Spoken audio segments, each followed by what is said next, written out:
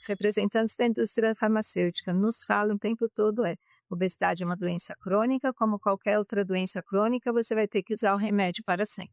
O único problema é que a gente não faz a menor ideia de quais são as consequências de se usar esses remédios por 20, 30, 40, 50, 60 anos.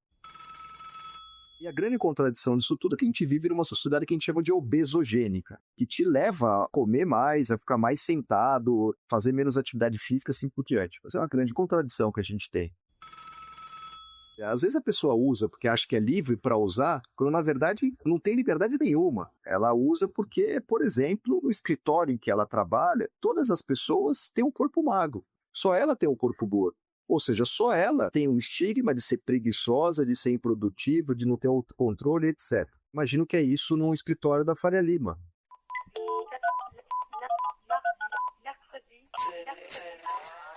Alô? Alô?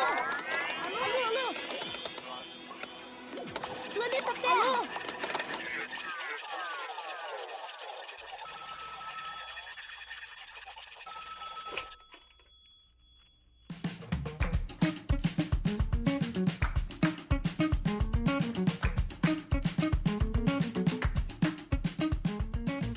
Alô, alô, sejam muito bem-vindas. Começa agora mais um episódio do Alô Ciência, o seu podcast agora mensal sobre ciências. Eu sou o Marcelo Caramelo, depois de muito tempo ausente, estou de volta ao projeto, muito feliz. Comigo hoje, quem temos aqui? Eu sou o Marx, também feliz depois da minha ausência, acho que eu e o Caramelo estavam ausentes juntos. E eu sou o Jefferson, também tô de volta aí.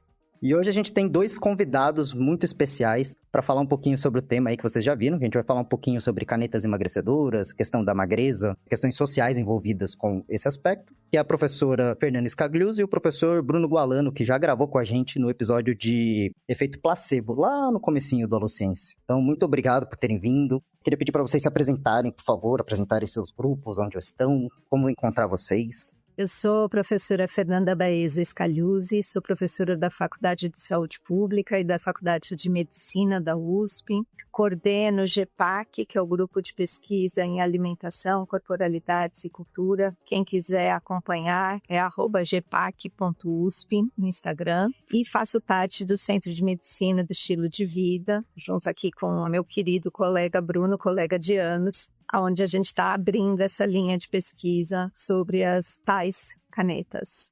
Eu sou o Bruno Gualano, sou do Centro de Medicina de Estilo de Vida aqui da Faculdade de Medicina da USP. Assim como os colegas, estou de volta, né? Depois de um longo período. Estou à disposição para a gente bater um papo aí sobre esse tema quente aí, que são as canetas emagrecedoras. De novo, muito obrigado, né? Gostei muito aqui que vocês aceitaram esse convite, né? Eu estava muito animado de fazer essa pauta desde o começo do ano, que a gente está tentando voltar com o projeto, a postar mais coisas. Esse é um tema que surgiu e na minha pesquisa, de maneira bem livre, encontrei a reportagem que vocês fizeram para o Jornal da USP. Eu achei muito interessante, né? Trazer esse aspecto mais social e cultural em relação a esse tema. Então, trouxe aqui para o projeto. Fico muito feliz que vocês tenham aceito esse convite. O desenvolvimento e popularização das canetas emagrecedoras, como o Ozempic e Mounjaro, balançaram as redes sociais, mídias e tantos outros espaços públicos. E pesquisando para esse episódio, eu estava escrevendo só o comecinho dos nomes dos medicamentos, o Oz, ou o Mon, e já apareceram várias sugestões de autocompletar do Google. Por exemplo, tal medicamento emagrece? Quanto custa? Precisa de receita? Faz mal? Qual que é o preço popular? Tem genérico? E tantos outros termos. Aqui no Brasil, essa importação de canetas emagrecedoras aumentou 88% em 2025, superando até mesmo o mercado de celulares por ano. Isso sem contar o crescimento de um mercado ilegal, com casos de contrabando e falsificação desse tipo de medicamento. Mas será que tem tantas pessoas que precisam de canetas emagrecedoras assim? E para além de pensar se tal uso faz bem ou se faz mal, será que não é preciso pensar no que leva as pessoas e a nossa sociedade como um todo a essa busca excessiva pelos padrões de magreza? Quais são as consequências desse uso e quanto as pessoas estão dispostas a sofrer para entrarem nesse padrão? Afinal, para que ficar magro? E o mais importante, quem tem o direito de ficar e permanecer magro hoje em dia?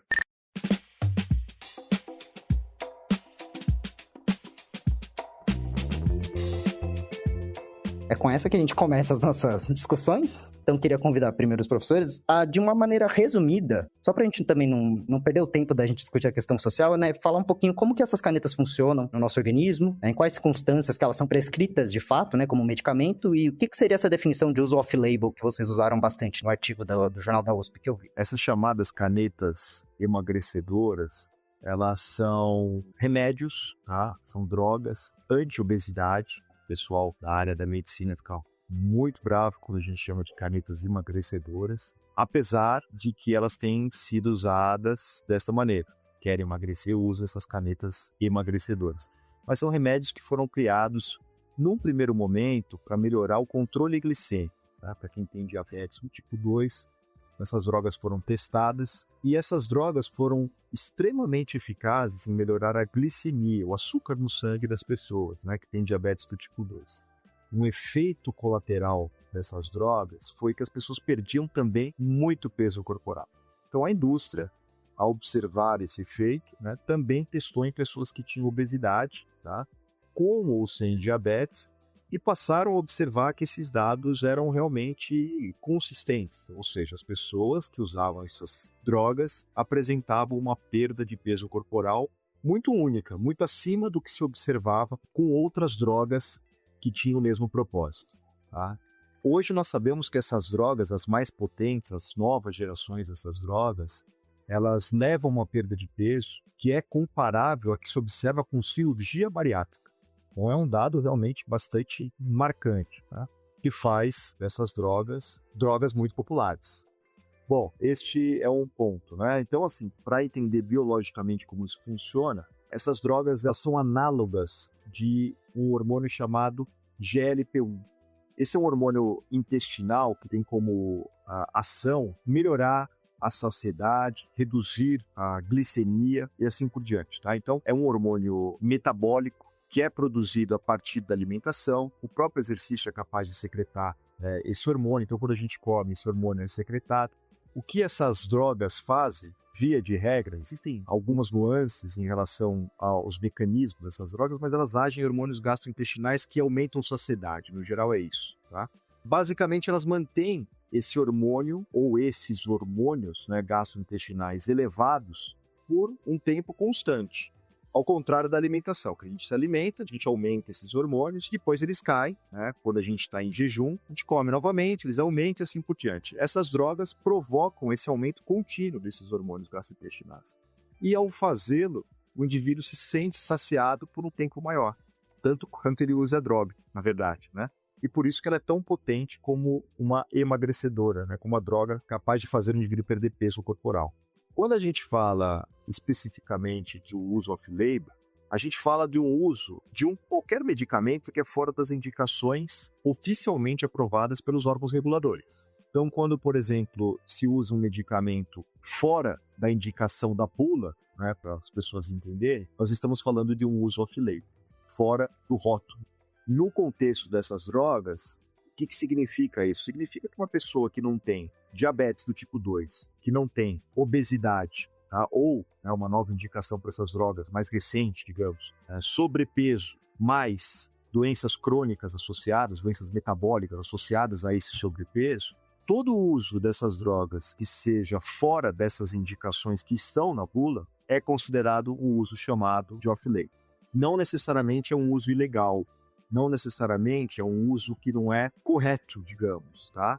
Ele só não está previsto na bula, ele não está aceito, digamos, né, pelos órgãos regulatórios ainda, por falta de regulamentação específica, e por isso ele é chamado de off-label. Só uma perguntinha quanto a isso. Então, ser off-label não é necessariamente permanente. Então, pode ser que daqui a um tempo, esse medicamento ele seja realmente designado para emagrecimento e não vai ser um uso off-label mais. Aí ele vai ser um uso que está na bula, certo? Sim, você tem razão. Genericamente falando, é isso. Na medida que a gente tiver mais evidência, né, para qualquer medicamento, você pode ter um uso off-label que se torne, né, um uso indicado, clinicamente falando. Neste caso em tela que a gente está discutindo, que são essas drogas anti-obesidade, é improvável que isso aconteça, porque é improvável que você tenha um ensaio clínico para testar uma droga que provoca uma perda de peso tão pronunciada em pessoas que não precisam perder peso. eticamente não faria muito sentido construir um estudo para isso. E aí que eu acho que é o ponto legal, que a medicina e as ciências sociais e humanas se cruzam, né? De fato, assim, numa encruzilhada. Porque quando a gente fala, então, desse uso off-label, é um uso sem a indicação médica clara, conforme está na bula. Lógico que está dentro da atribuição do médico. O médico tem competência e permissão para fazer um uso off-label, para usar em outras circunstâncias. Mas o que geralmente, né, falando desse tipo de medicamento, geralmente quando se fala do uso off-label, é um pouco essa situação que o Bruno acabou de explicar. Uma pessoa que quer perder peso, mas que ela não tem nenhuma necessidade de perder peso por questões de saúde. O que a gente está vendo é uma necessidade aí, entre aspas, por uma questão sociocultural. Então, tem um colega nosso, 2 colegas do Centro de Medicina do Estilo de Vida, o professor Heitor e o doutorando Marcel, que eles trabalham bastante com drogas, redução de danos. Eles sempre falam pra gente que ninguém usa uma droga se não precisa dela, se a pessoa não acredita que precisa dela. Então, qualquer pessoa que está usando essa droga, ela acredita que há indicação. Ela acredita que ela precisa dessa droga para conseguir alguma coisa que ela valoriza no corpo dela, na sociedade, nas relações sociais. Porém, medicamente, em termos médicos, ela não precisa.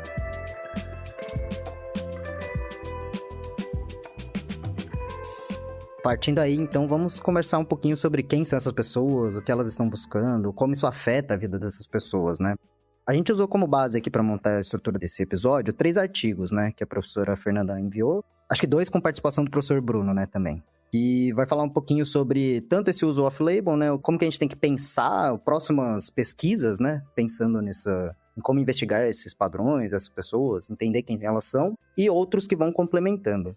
Então, eu queria começar, assim, perguntando alguns conceitos que aparecem nesse artigo que vocês publicaram e que tem um resumo na revista do Jornal da USP. Então, queria alguns conceitos, né? Primeiro, conceito de estigma. O que é estigma e como que a gente aplica isso para questões de corpo das pessoas. E aí, já pedi também para comentar um pouquinho, professora Fernanda, principalmente, do artigo que vocês fizeram de levantamento desse estigma sentido na América Latina e no Caribe, que acho que é um pouco diferente do norte global. Vamos lá. Eu gosto de situar, assim, pensar numa cebola em várias camadas. A camada mais externa que você tem é o que a gente chama de gordofobia. A gordofobia, ela é um sistema de violência, opressão e exclusão estrutural, que molda a sociedade e é moldada por ela. E que tem uma ampla relação com o racismo, com o cis-heteropatriarcado.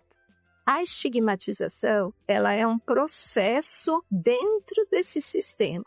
Então, ela não é uma coisa. O estigma não é uma coisa. O estigma é um processo relacional. É algo que acontece na interação entre pessoas, em que um estabelece que determinado atributo do outro não é aceitável. A partir disso, se atribuem valores negativos a esse atributo, se constroem estereótipos acerca desse atributo. Isso vai ter uma ação do poder. Esse é um conceito muito importante para a gente falar do estigma e as pessoas às vezes deixam de fora. E aí você tem uma ação do poder e essas pessoas estigmatizadas, ou elas são levadas para fora, para baixo, né, ou para o lado da sociedade, para as margens. Elas só são levadas para dentro se elas mudaram. Né? E mesmo assim, a gente vê que nos casos, e agora com as tais canetas, isso está sendo muito interessante de ver também, como esse estigma, o estigma do peso, ou o estigma relacionado ao peso corporal, dentro do sistema gordofóbico, como muitas vezes ele não vai embora nem quando a pessoa emagrece. Os métodos de emagrecimento são julgados, são estigmatizados. A pessoa muitas vezes é vista assim como uma vez gorda, sempre gorda. Essa é uma pessoa que tem cabeça de gorda, então essa é uma pessoa que precisa de controle e vigilância para o resto da sua vida. E aí o que acontece? A gente tem muitos estudos sobre estigma do peso, né, no norte global. E aqui na América Latina e no Caribe, a gente tinha um bom número de estudos, mas assim, muito uns aqui, outro ali, sabe? Eles não formavam um corpo que a gente via refletido nas pesquisas do Norte Global, que a gente via refletido nos consensos, nas diretrizes, nas políticas públicas. E aí nos veio essa ideia de fazer uma revisão sistemática para dar essa evidência. E aí a gente foi ver um dos tipos de estigma que mais afetam as pessoas, que é o estigma sentido. Que é quando a pessoa é estigmatizada, então ela é ridicularizada, ela é humilhada, ela é depreciada, ela é excluída, ela é estereotipada pelo fato dela ser gorda. Eu vou usar o termo gorda aqui, porque quando a gente está falando da esfera sociocultural, eu acho que ele é o termo que mais se encaixa, é o termo com o qual as pessoas se identificam. E também tem todo um debate político dentro do ativismo, então eu me sinto mais confortável usando aqui esse termo. Eu não sou médica, então também posso fazer isso sem muita preocupação. Então essa pessoa gorda é considerada feia, suja, sem inteligência, mau caráter, sem força de vontade, indisciplinada, fora dos padrões, aquela que come a parte do outro, aquela que dá despesa para a sociedade, 1000 estereótipos. E aí, como eu falei, pelo efeito do poder, esse estigma produz consequências. Então, a própria pessoa, quando ela sente, ela mesma passa a se depreciar. A gente viu muito nesse estudo, muito forte, consequências emocionais e consequências relacionais. Então, nas emocionais, inclusive chegando à ideação suicida e tentativa de suicídio. E o que mais me chamou a atenção, acho que esse é um achado de pesquisa que eu nunca vou esquecer na minha vida, que num dos estudos a pessoa que teve ideação suicida foi logo depois de passar por um profissional de saúde e ter sido estigmatizada por ele. Então veja como nós profissionais de saúde, muitas vezes eu sou nutricionista, mas nós profissionais de saúde, muitas vezes a gente faz mais mal do que bem. Então, nas consequências emocionais, a gente via muito isso, essa parte do sofrimento psíquico muito forte, muito violento. E nas relacionais, problemas no trabalho, na educação, nas oportunidades que essa pessoa tinha. Isso tudo já tinha sido relatado no Norte Global. E aí a gente juntou essas evidências aqui. O que a gente viu de diferente em relação ao Norte Global? Que as nossas sociedades da América Latina e do Caribe, elas são muito mais relacionais. As sociedades do Norte Global, elas são muito mais individualistas. O que o Bruno pensa de mim, por exemplo, que para mim me importa. Então eu posso estar aqui falando e pensando, nossa, será que o Bruno está gostando do que eu estou falando? Será que o Jefferson nunca me viu? Será que ele está gostando? Será que ele está me entendendo? A gente está o tempo todo nesses processos de comparação. E, muitas vezes, com um determinado grau de intimidade nas nossas comunicações, um pouco diferente da distância que se vê em outros países, que possibilita as pessoas falarem coisas que são profundamente dolorosas, que têm consequências muito graves e as pessoas se sentem de boa para falar essas coisas absolutamente estigmatizantes. Muitas vezes até veem isso como um ato de cuidado, como um ato de carinho. Para mim, uma coisa que chamou muita atenção foi o efeito da família, que nos estudos de estigma por saúde mental, por sofrimento mental, na América Latina e no Caribe, eles encontraram que pelo o que em espanhol eles chamam de familismo, que seria uma conexão familiar muito forte, uma valorização da família muito grande. Que as pessoas com doenças mentais, com transtornos mentais, elas eram protegidas da estigmatização pelas suas famílias. E com o peso é o contrário. A família é um dos maiores agentes de estigmatização. Então é uma família que discrimina, é uma família que controla, é uma família que pune, é uma família que leva a menina aos 3 anos de idade para começar uma dieta. Então, a família latino-americana e caribenha, infelizmente, ela socializa os seus membros, e especialmente aqueles do gênero feminino, dentro da estigmatização. Isso tem consequências para a vida toda.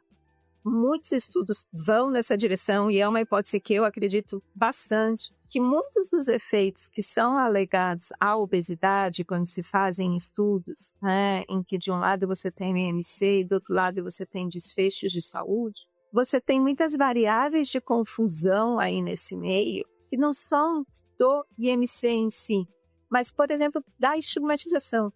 A estigmatização pode ter um efeito tão forte na saúde das pessoas e seja ela que esteja atravessando isso.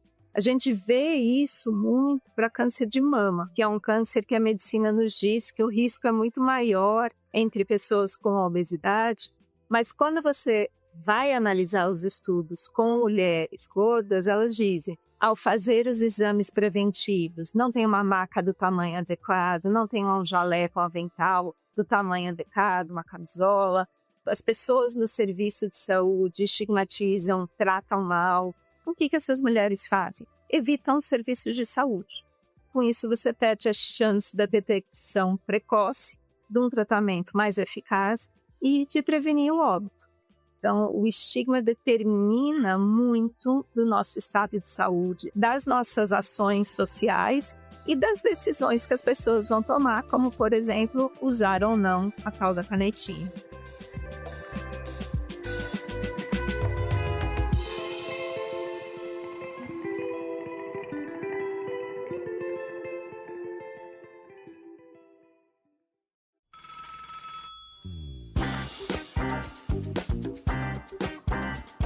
Alô pessoal, aqui é o Marx. Vocês estão gostando desse episódio?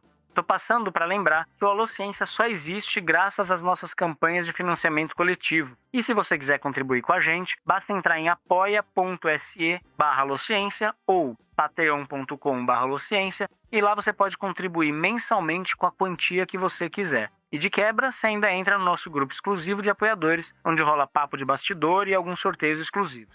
Se você quiser contribuir só uma vez, dá para fazer um pix pra gente pelo e-mail contato@alociência.com.br. E se você não puder contribuir com dinheiro, faz aquela divulgação desse episódio nas suas redes sociais ou para quem você sabe que vai se interessar por esse tema. Agora bora voltar pro nosso episódio.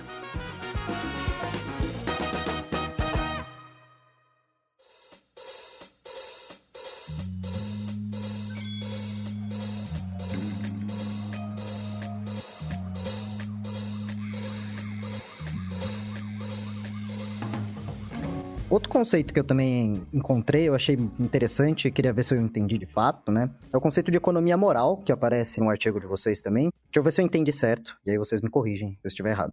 Que é um valor que se dá como a pessoa se apresenta, o corpo dela. As pessoas em geral, a sociedade coloca uma carga moral em cima de uma pessoa gorda, por exemplo, que é para além do fato dela ser gorda, mas atribui outros conceitos como ela é preguiçosa, ela é uma pessoa que não vai, sei lá, não tá correndo atrás do próprio sucesso, que é muito ligado a um olhar bem neoliberal que a gente tem hoje em dia. Né? É isso mesmo o conceito, pelo que eu entendi. É isso mesmo, Marcelo. E o Bruno não conta isso quando ele se apresenta, mas ele é pós-doutor em filosofia e ele estuda muito neoliberalismo. Então, ele é expert nisso, acho que ele falaria maravilhosamente bem. Agora são muitas expectativas. Vou ver se eu correspondo a algumas. Na verdade, é exatamente como você falou, Marcelo. Existe essa tal da economia moral, né, em relação à obesidade. A Fê falou isso bem também, né? Quando você olha a pessoa gorda, você atrela o corpo gordo, né, uma série de valores para uma condição que eventualmente é genética, clínica, ambiental, acima de tudo. Né? Tem tantos fatores que favorecem corpos mais gordos ou corpos mais magros, né? E a gente realmente, reduzidos pelos valores neoliberais, a gente coloca aquele corpo gordo numa caixinha valorativa que é econômica, né? Que é do ponto de vista econômico, mas assim, o neoliberalismo não é só econômico, né? É um valor, traz valores que são totalizantes, né? Para tudo que engloba a sociedade hoje em dia e também o corpo gordo, né? E aí, nesse sentido, a gente tem, né, essas noções de preguiça, de indisciplina, de incompetência, de burrice, de falta de empenho, de autocontrole, e por aí vai, né? São todos valores, percebam, que estão circunscritos, digamos, a essa chave neoliberal, que são incorporados também quando a gente avalia, né? E nós estamos sempre avaliando, né, socialmente as pessoas, o outro, o corpo do outro. é um dos fatores, como a Fê também coloca de uma maneira bastante clara, né, é que propulsionam, né, o estigma, no geral, não só do corpo gordo, essa a constante avaliação do outro, né? Até um conceito clássico quando a gente fala de estigma é não comente do corpo do outro, né? Isso não te pertence, se o corpo tá magro, se o corpo tá gordo, quer dizer, é o corpo do outro, né? Não é o seu. E de repente quando você fala, achando que você está fazendo um elogio, você não sabe o que está por trás disso, mas acho que a Fê pode desenvolver melhor.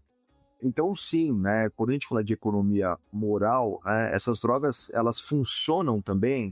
Isso tem aparecido de maneira muito clara nas entrevistas que a Fernanda tem conduzido com as pessoas que usam esses medicamentos, né? Então tem aparecido esses conceitos, né? O indivíduo que usa essa droga, porque assim, cada um faz o que quiser, usa a droga que quiser, ilegal ou não, tudo bem, né? Nós entendemos que realmente o indivíduo tem a liberdade para fazer o uso da droga que ele quiser, e é bom deixar claro que a gente não tem um discurso aqui proibicionista, moralista, nada disso. Mas o que a sociologia traz de mais belo, no meu ponto de vista, agora falando com um absoluto leigo, de alguém que vem da fisiologia, é entender as causas que são raízes disso, né? Quer dizer, às vezes a pessoa usa porque acha que é livre para usar, quando na verdade ela não tem liberdade nenhuma, né? Ela usa porque, por exemplo, no escritório em que ela trabalha, né, todas as pessoas têm um corpo magro, só ela tem um corpo gordo.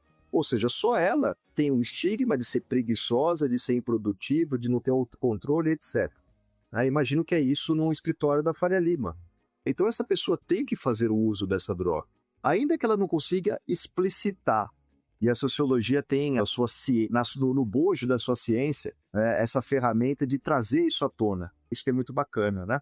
Então essas drogas, para quem é da fisiologia, que gosta do mecanismo, que gosta de entender como que elas funcionam, da prescrição clínica e médica, tudo isso é muito bacana, né? Tudo isso faz parte do contexto biomédico, onde há uma revolução de fato, né? Então, de fato, essas drogas podem funcionar eventualmente como uma porta de saída da dificuldade toda que é de se ter um corpo gordo. É difícil se engajar em estilo de vida. Poxa, mas esse cara é preguiçoso, não dá pra fazer exercício, não dá pra comer direito. Pô, vai treinar mais, vai, né, controla a boca, né, controla a cabeça, a gente ouve isso. Você tem uma cabeça de gordo, né, tá louco, tá sempre pensando em comida, etc. Né, e a grande contradição disso tudo é que a gente vive numa sociedade que a gente chama de obesogênica, né, ou seja, que te leva a comer mais, a ficar mais sentado, a fazer menos atividade física, assim por diante. Essa é uma grande contradição que a gente tem. E é triste, né, porque os profissionais da saúde, como a Fernanda bem colocou, eles estão absolutamente enviesados com esse conceito, né? Teve um episódio recente, não sei se vocês acompanharam, eu tenho a formação básica em educação física. Minha carreira é toda errática, assim, tal, então tenho também essa formação básica em educação física. E teve um sujeito da nossa área, nas redes sociais, que fez um programa, não sei se vocês acompanharam, que era um profissional contra 20 obesos, 20 gordos, alguma coisa assim. E era justamente esse profissional vomitando uma série de violências estigmatizantes contra essas pessoas que tinham obesidade. Quer dizer, isso é um reflexo muito claro de como os profissionais da saúde hoje veem a pessoa com obesidade.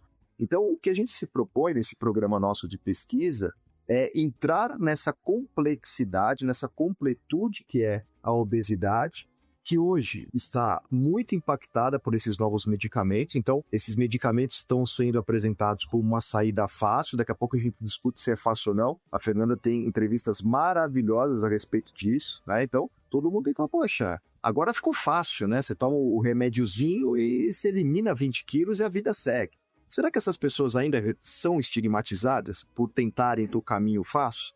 Será que essas pessoas estão mais felizes hoje? Será que tem sido fácil perder esses 20 quilos que os ensaios clínicos mostram serem possíveis e serem perdidos? Só para fazer um comentário muito rápido, quando o professor comentou, né, que a gente vive numa sociedade obesogênica, eu não conhecia esse termo, é muito louco parar para pensar e fazer uma continha, uma matemática muito, muito simples, assim, do quanto de tempo a gente tem disponível para se cuidar do ponto de vista da nossa saúde mesmo, né? A gente trabalha 8 horas, se considerar que a gente fica aí 1 hora do almoço, vai mais de 1/3 do nosso dia no trabalho. Supostamente a gente deveria dormir em torno de 8 horas, se a gente for pensar em recomendações mais popularizadas, assim, e que sobra 1/3 do dia. Só que esse terço que sobra, entre aspas, ele vira o seu transporte de carro até de volta e de ida ao trabalho, né? ele vira uma hora extra, que muitas vezes as pessoas trabalham muito mais do que 8 horas na ponta do lápis.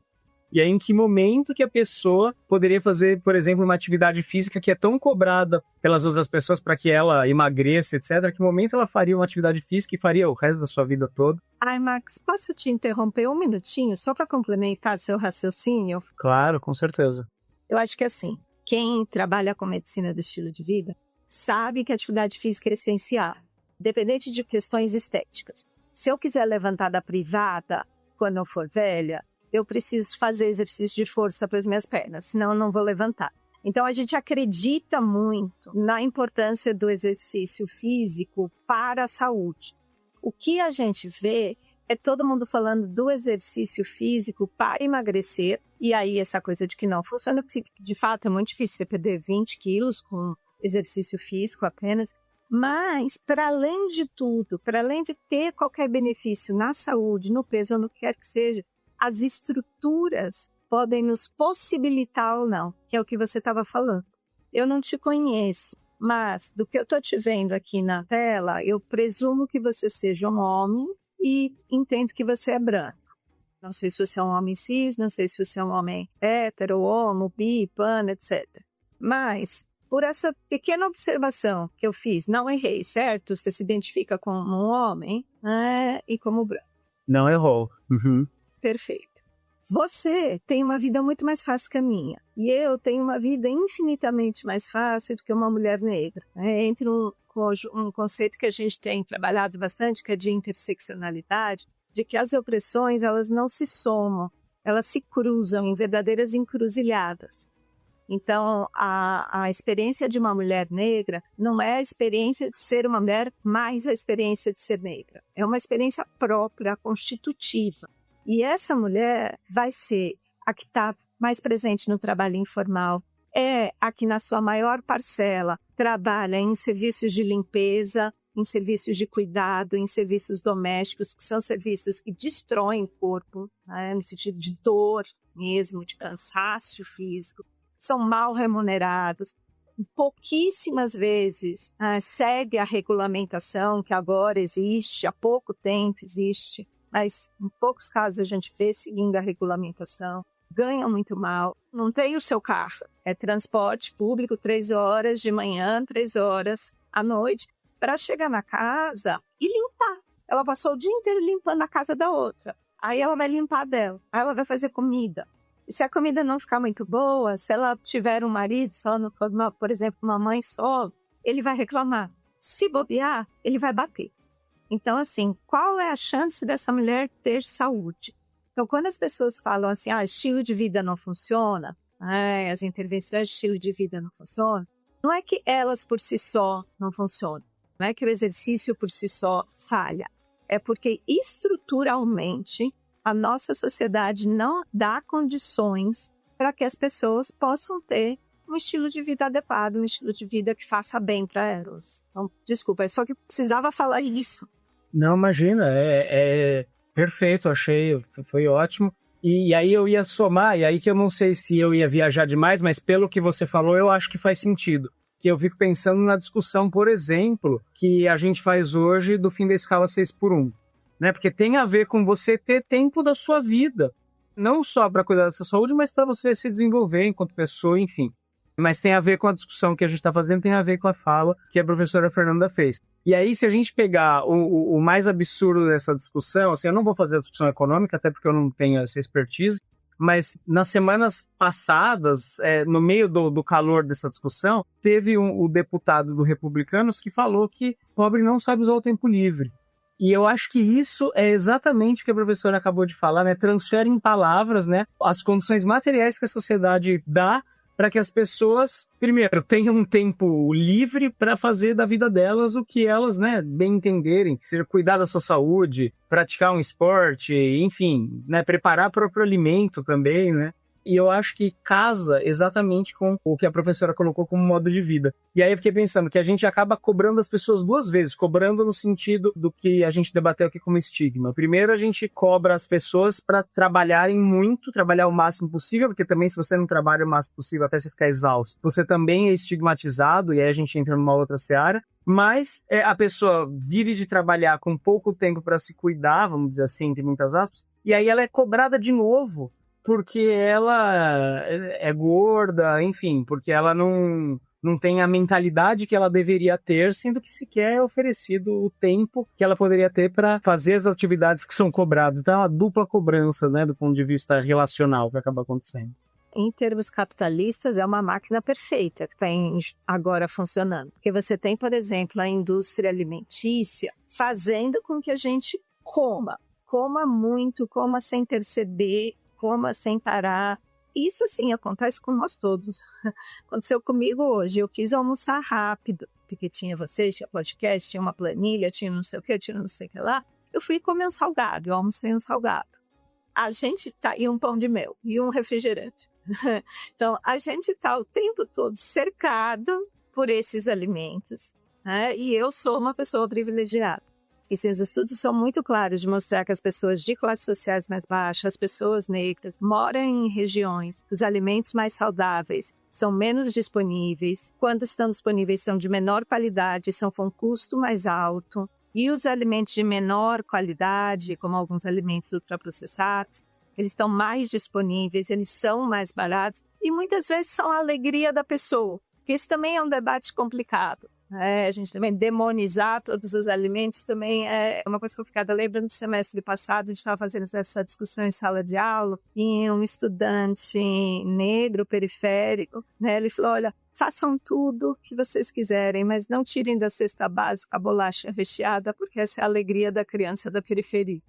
Por essa frase, eu acho que a gente já teria tanto o que pensar. Então, a gente tem esse sistema, né, um sistema alimentar que ele é falido desde lá do começo. Por isso que eu falo, não é só a questão dos ultraprocessados, é do campo à mesa. Um sistema alimentar que faz os trabalhadores rurais terem doenças congênitas, terem câncer numa prevalência muito maior do que outros trabalhadores pela exposição aos agrotóxicos.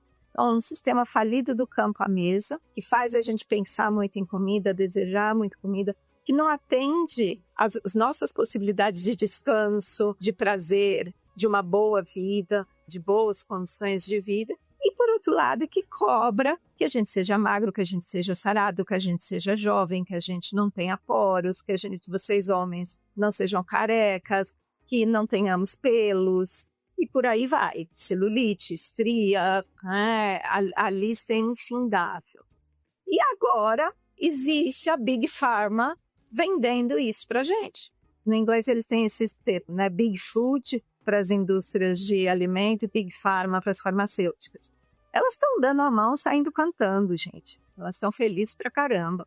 Porque é isso, uma tem esse efeito, eu não gosto muito do termo obesogênico, mas tem um efeito detrimental à nossa saúde, e a outra se vende como a solução e se vende como a solução perpétua. Eu acho que isso também é uma discussão interessante da gente fazer aqui no podcast, porque se vocês perguntarem para os endocrinologistas, por exemplo, e para a indústria farmacêutica, bom, depois que vocês param de usar esses medicamentos, o peso todo volta.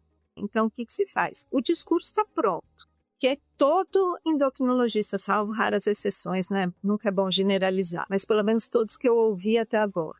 E o que os representantes da indústria farmacêutica nos falam o tempo todo obesidade é uma doença crônica, como qualquer outra doença crônica, você vai ter que usar o remédio para sempre. Ok, faz sentido? Faz sentido. Né? Quem tem pressão alta toma remédio para sempre. O único problema é que a gente não faz a menor ideia de quais são as consequências de se usar esses remédios por 20, 30, 40, 50, 60 anos. Então, a gente está vivendo um grande experimento a céu aberto, que a gente vai descobrir o que de fato vai acontecer.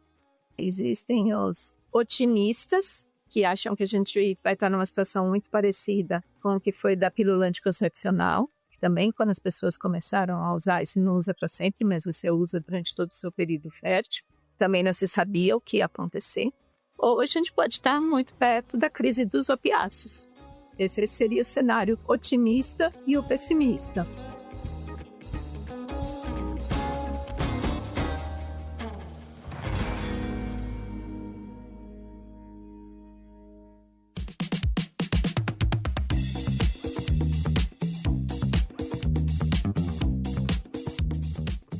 queria só tocar em alguns pontos, né, do artigo de implicações sociais de quem usa. Eu achei o artigo brilhante, assim, eu adorei ler, fiz bastante anotação, né, e vocês encontram 9 convergências mundiais, né, tendências mundiais de implicações sociais, né, para a pessoa que está ali fazendo uso. E aí, nesse caso, pessoas que estão acima do peso e também pessoas off-label, né. Queria só passar, assim, rapidinho em alguns, né, que eu acho que são bem interessantes. Um que me chamou muito a atenção, né, que eu acho que fala um pouquinho também dessa coisa da farmacêutica enquanto empresa querendo vender, né, que uma coisa percebida é que não só o ganho de peso é uma coisa que leva as pessoas a fazerem, mas como a ansiedade para ganhar peso. Então você antecipa esse ganho de peso de fato, e aí para vender isso no verão, aqui no Brasil ainda por cima, né, que é uma faixa litorânea gigantesca, todo mundo de roupa de banho. Isso eu achei genial, pensar nisso, né, que não só a pessoa estar acima do peso, mas ela ter medo de ficar acima do peso, né. Ter medo de passar pelo Natal e pelo Ano Novo e aí estragar o corpo que em janeiro vai pra praia. Vamos passar o Natal de canetinha, né, para não acontecer nada, para meu corpo não mudar e eu estar com tal corpo de praia em janeiro. E a coluna do professor Bruno para a Folha que eu li, da ceia do ano Novo e do Natal, maravilhosa, né? Maravilhosa. Sobretudo são aqueles que sentem vontade de comer, né? Olha onde a gente está encaminhando. Vai falar, aquela ceia que geralmente sobra para o almoço, vai sobrar para jantar, almoço e vai virando lanche, vai se ressignificando, né? Falo isso porque a minha família, ela adora fazer uma ceia muito, muito farta e a gente, mesmo sem ninguém, assim, ainda sobra por uns 3 dias. Imagino se fizessem o uso desse medicamento. Eu acho que tem um ponto importante aí, que é o seguinte, um dos efeitos, que eu não sei se é um efeito terapêutico, quer dizer, ele é tipo como efeito terapêutico, efeito benéfico, dessas drogas, é essa repulsa ao alimento. Então o indivíduo se sente muito bem por não sentir mais fome, né? Por não ter mais vontade de comer um doce, vontade de comer um salgado. Quer dizer, ele tem vontade de comer mais nada. Uma apatia alimentar, digamos, muito grande, né? O indivíduo não tem mais fome. Olha que bacana isso, né? Olha que libertador que é isso, não preciso mais comer. Isso do ponto de vista sociológico, filosófico, é extremamente interessante. Eu não sei se vocês percebem, eu não sei se as pessoas estão se dando conta da virada que isso significa. Porque até pouco tempo atrás, muito pouco tempo atrás, isso era sinal de transtorno alimentar. Então, se você faz uma entrevista, você faz uma consulta, uma pessoa que tem bulimia, que é um transtorno alimentar, ou que tem anorexia, que é outro transtorno alimentar, muito provavelmente esse indivíduo vai relatar as mesmas coisas que estes que estão usando agora os medicamentos anti-obesidade relatam nas redes sociais como se fosse a maior maravilha do mundo. E o sujeito ao lado fala, eu também quero, porque é essa liberdade que eu quero. E a alimentação, né, nós temos aqui a presença da professora Fernanda, né, que leva isso no nome do grupo dela, né, alimentação cultura também. É você sentar-se à mesa com seus amigos e, eventualmente, num fim de semana, pedir uma porção de torresmo. Por que não? Ou fazer um churrasco com os amigos, ou, né, desfrutar de uma ceia de Natal que tenha peru, que tenha batata, que tenha uma série de comidas gordurosas com refrigerante, diet ou não, e assim por diante, né? Então, assim, sem, de novo, fazer nenhum tipo de juízo de valor, é imprescindível que se note a viragem. É a vovó trazendo aquele bolo de cenoura que ela sempre trouxe para você e que você sempre adorou, e você fala, opa, eu não quero, hoje eu tô enjoado. No fim do dia, o que a gente quer saber é se as pessoas estão mais felizes. Tem um texto muito bom da Alex, né, de uma professora que trabalha conosco.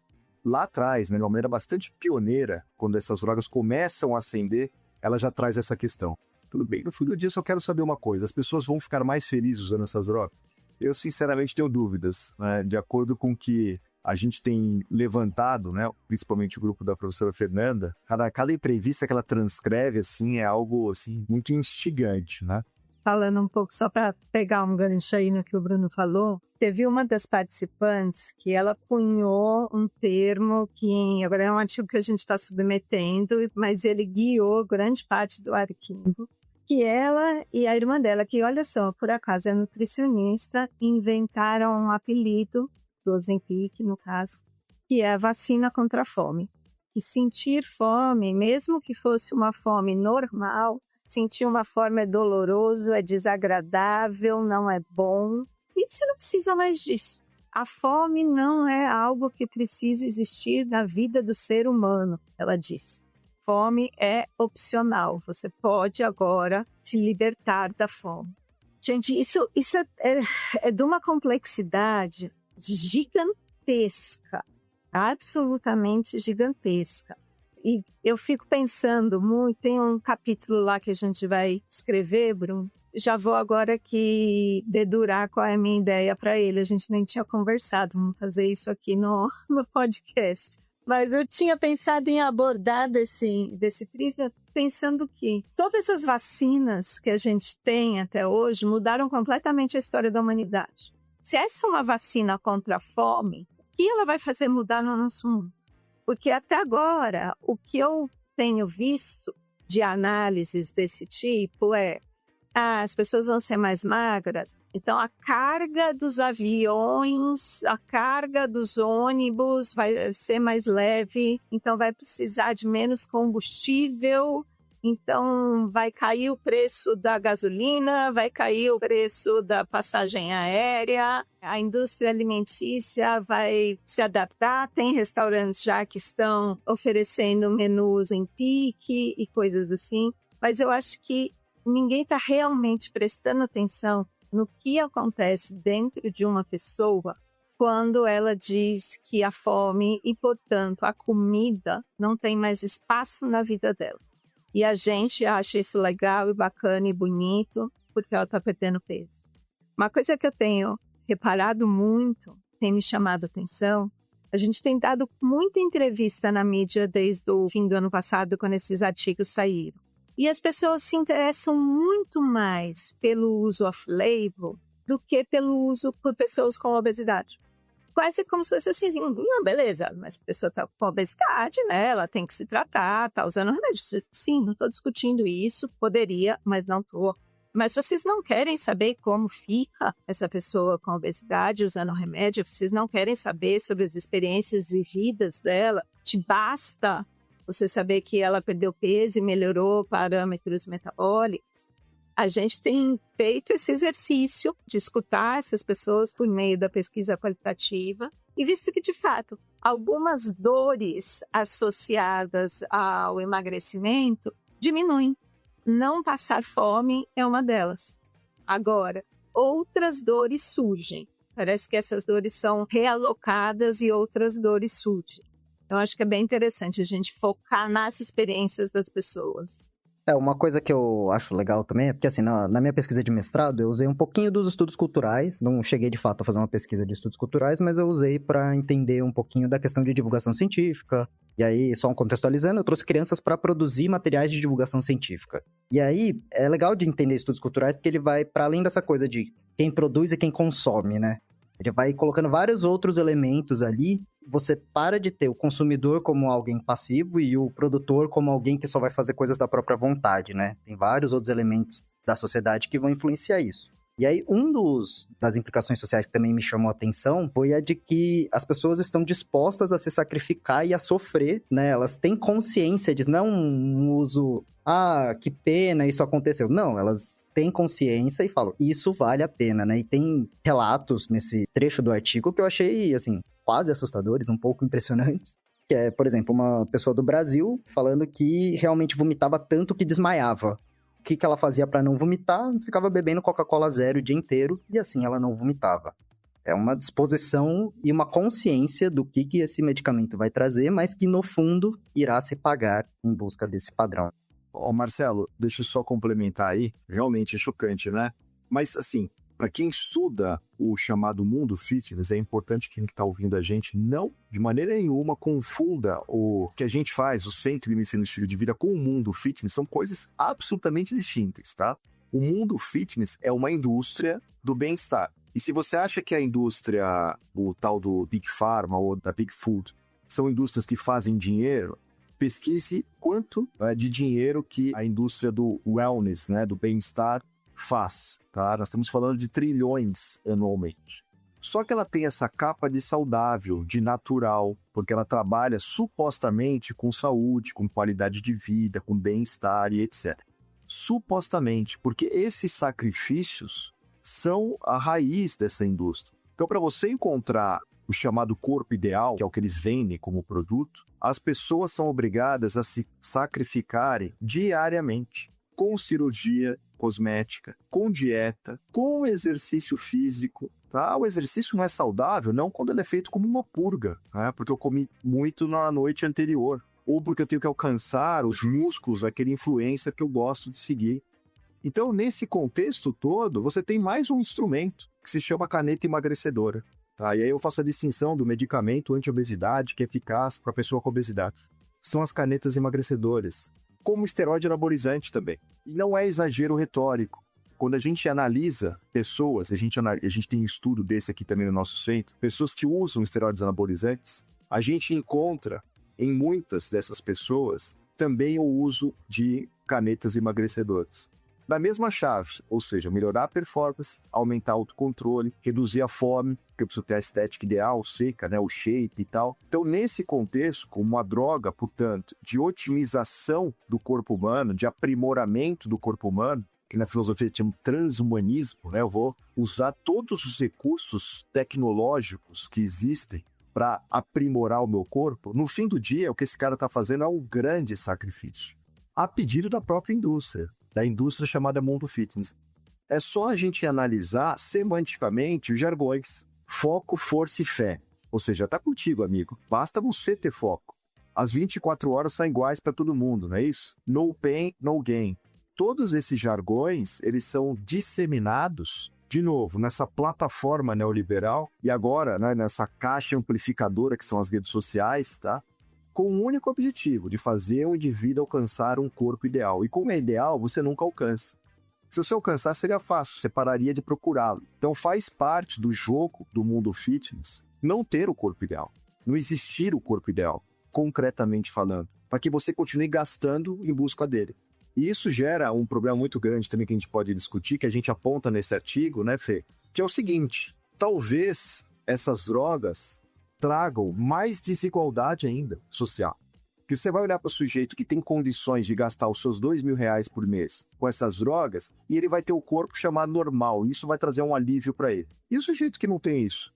Foi o Marx que comentou, ou foi você, Marcelo, eu não lembro, né, daquela mãe periférica que trabalha em 2 turnos, trabalho precarizado, que ganha R$1.500 por mês, tem que chegar em casa, como a Fê falou, cozinhar, limpar para a família, etc.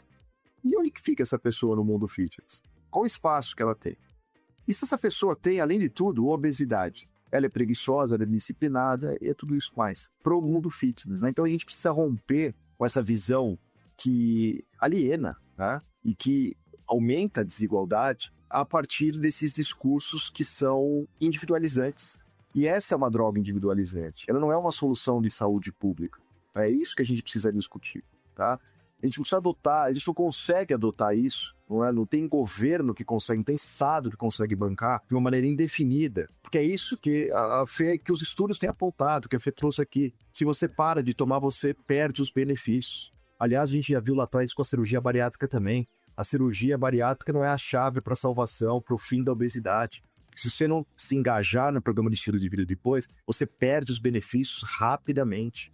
Com essas drogas, isso parece acontecer de uma maneira ainda mais pronunciada. Um estudo recente, uma meta-análise que mostra isso. Então, essa discussão precisa se ampliar, né? Nós não estamos diante da salvação, nós estamos diante de uma possibilidade terapêutica, é isso. Onde que está a salvação? A salvação está num estilo de vida, em modos de vida que sejam compatíveis, que sejam, na nossa vida material objetiva, implementáveis do ponto de vista da saúde pública. Então a gente precisa de equipamentos para isso, a gente precisa de políticas para isso. A saída é coletiva. Como o Mário comentou, a saída antes de tudo, né? Se você me perguntar assim, o Ministério da Saúde está te convocando para um programa de prevenção da obesidade. O que você sugere?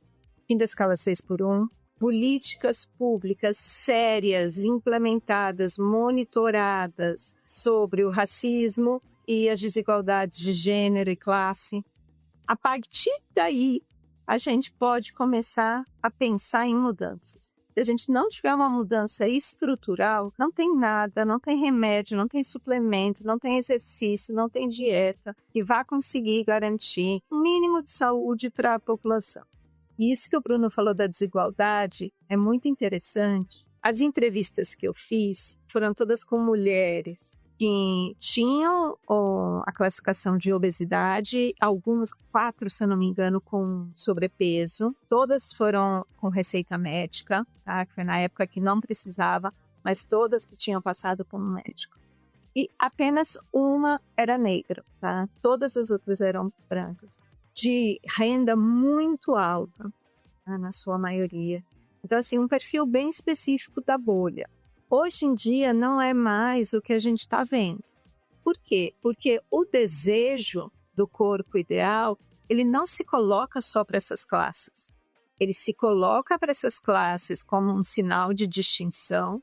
Não sei se algum de vocês leu o Coisa de Rico, do antropólogo, ai meu Deus, Miguel? O Michel Acoforado. Michel Acoforado, exatamente. Eu não li, mas eu vi muitas entrevistas e ele fala da questão, né? Que ele teve que emagrecer para acessar os espaços. Mas ali era uma condição sine qua non para você entrar naquele mundo. Gordo e rico não combinam. Agora, até por isso, até por essa associação entre riqueza e um determinado corpo, isso passa a ser um desejo para todas as outras classes sociais. Só que aí, como essa mãe que a gente estava falando, mãe solo, preta, periférica, vai pagar os R$2.000 por mês lá na farmácia? Não vai. E aí essa pessoa recorre ao mercado desregulamentado. E a gente tem visto muito uma culpabilização desses indivíduos. Eu não culpabilizo e eu não julgo. Sujeita a uma opressão tão grande, elas tentam tudo o que é possível. Como não tem apoio nenhum, nada que tentaram até então funcionou. Você não tem condições básicas de vida, você não tem nem, é o que a gente falou, você não tem condições de ter um bom estilo de vida. Então nada funciona.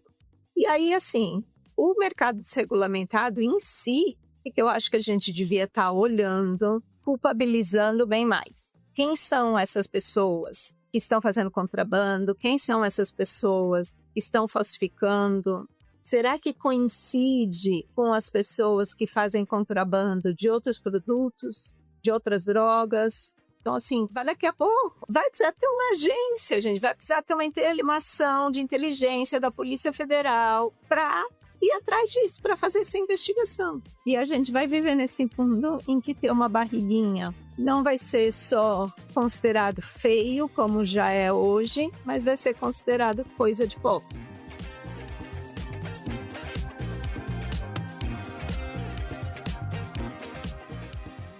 Acho que foi uma discussão bem legal, gostei bastante. Uma discussão importante. E eu acho que a gente abriu uma porta aqui do Alô e espero que ela não se feche, né? Queria até já deixar aqui o convite para próximos episódios, né? Essas semanas que eu fui construindo a pauta, fui pesquisando. Aí eu vi pesquisas que eu acho muito legais, por exemplo, da professora Fernanda, pesquisa, acho que é de 2018, com os refugiados sírios. A coisa da alimentação e cultura é uma coisa que me pega muito, né? Eu, como membro de uma família imigrante aqui no Brasil, apesar de imigrante há muito mais tempo do que várias famílias que não são reconhecidas como imigrantes, né? Mas essa questão da alimentação é uma coisa que une muito, né? Esse aspecto do que a gente chama de casa, né? De fato. E eu queria deixar em aberto esse convite para, se quiser voltar, pra gente falar um pouquinho de alimentação, cultura, como isso fala da nossa história. Eu vou adorar falar sobre isso. Eu vou adorar. Eu adoro fazer podcast. Podem me chamar sempre que quiserem, que eu adoro. Eu acho o tipo de participação na mídia mais gostoso que tem. A gente tem muitas linhas de pesquisa interessantes no grupo e no centro, né, Bruno? Então, acho que tem muitas pautas que a gente poderia se aproximar. Pesquisas com a população em situação de rua, que são super importantes, com pessoas trans, desde crianças, adolescentes, adultos e idosos. Então, podem contar com a gente. Professor Bruno, também de novo, agradecer por ter voltado aqui, apesar da gente ter dado um longo período entre seu retorno. Foi uma conversa novamente muito boa. Também voltar para a gente falar essa questão do mundo fitness, essa indústria fitness, o que é.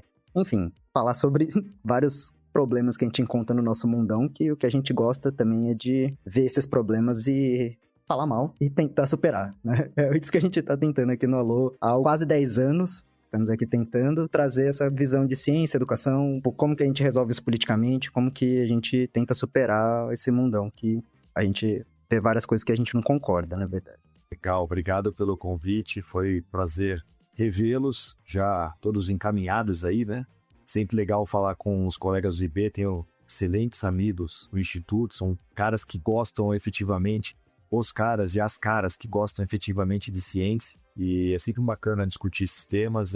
O Centro de Medicina e Estilo de Vida, do qual faz parte também o grupo da professora Fernanda, ele tem essa missão, eu diria, e esses valores de tratar de justiça social, de dignidade humana, de trabalhar com minorias e minorizados, né? Então, a gente sempre tenta dar voz a quem não tem, não só na sociedade, como na ciência também. São grupos que são super excluídos ou quando são estudados, eles o são por um viés, digamos, bastante reducionista e estigmatizante também, para ficar na palavra da vez, que a gente usou bastante aqui, né? Agradeço a oportunidade. Eu, ao contrário da Fê, não sou tão, digamos, desenrolado para falar em podcast, com a imprensa e tal. Não estou nas redes sociais, enfim, sou um pouquinho de bicho do mato, mas eu gosto muito do formato de vocês e espero voltar dentro da próxima década. Eu espero voltar dentro desse ano, tá bom? Então já vou colocar aqui na agenda. Muito obrigado pela presença de novo. Obrigado pela presença, Marcos, Jefferson. Esse foi o nosso episódio. Até daqui mês que vem, né? Estamos mensais. Ou quando tivermos mais fichas para fazer essa ligação. Então, tchau, pessoal.